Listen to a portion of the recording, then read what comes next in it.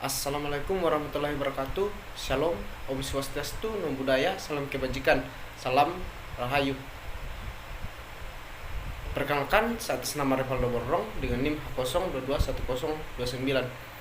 Di sini saya akan membuat suatu video pembelajaran untuk memenuhi tugas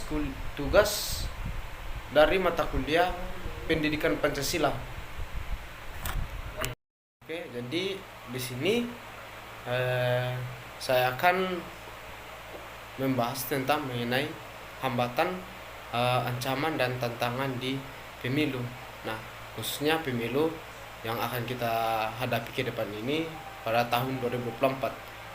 Nah, ada dua hambatan atau ancaman atau tantangan dalam pemiluhan pastinya akan dilalui oleh para pemilih atau para calon bakal ke depan ini. Pertama itu tentang money politik dan politik identitas. Apa itu money politik? Nah, seperti yang kita ketahui bahwa money politik itu tentang politik uang. Seperti pada pemilu 2019 lalu, praktek-praktek politik uang kemungkinan masih akan mendominasi di pemilu 2024 ini. Hal ini didukung sikap masyarakat atau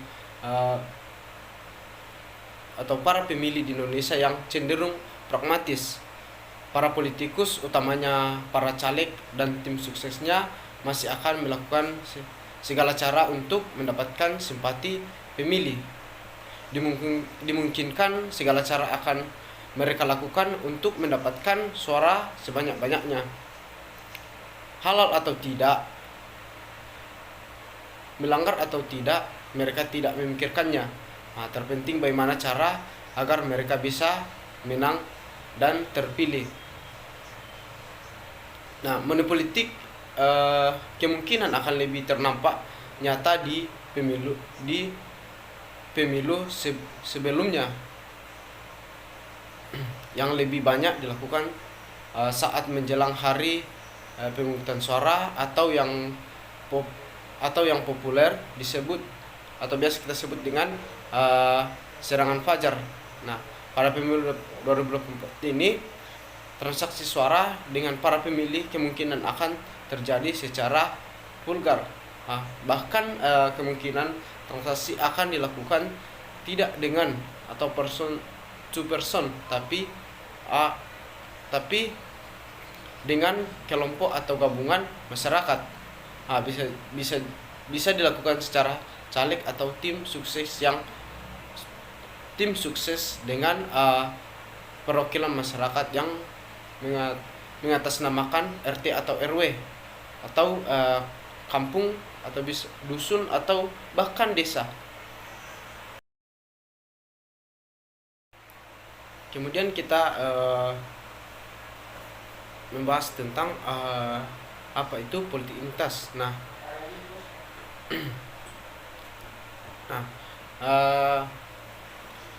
Politik identitas itu adalah sebuah alat politik suatu kelompok seperti etnis, suku, budaya, agama atau yang lain untuk tujuan tertentu.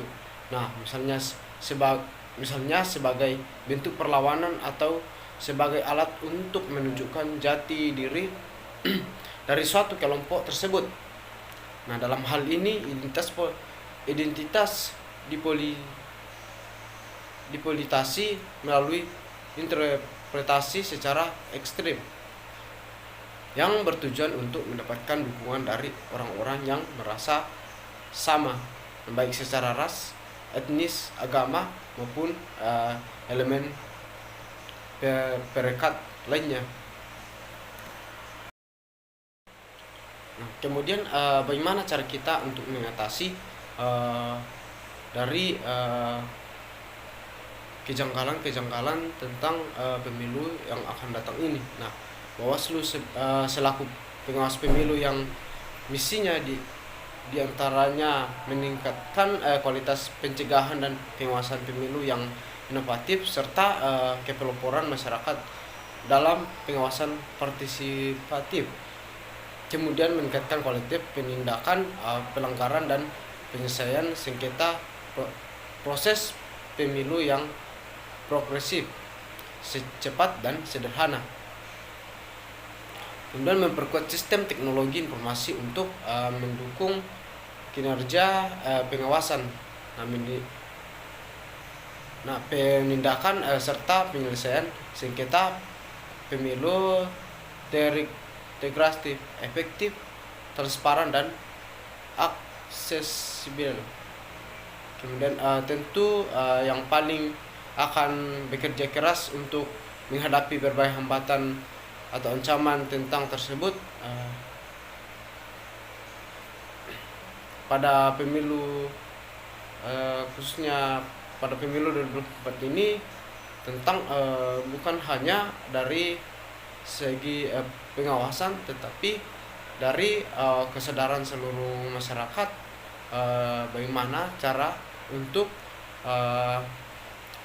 mengatasi dari kejanggalan dari pemilu khususnya pada pemilu 24 ke depan ini. Jadi sekian dari saya. Wassalamualaikum warahmatullahi wabarakatuh.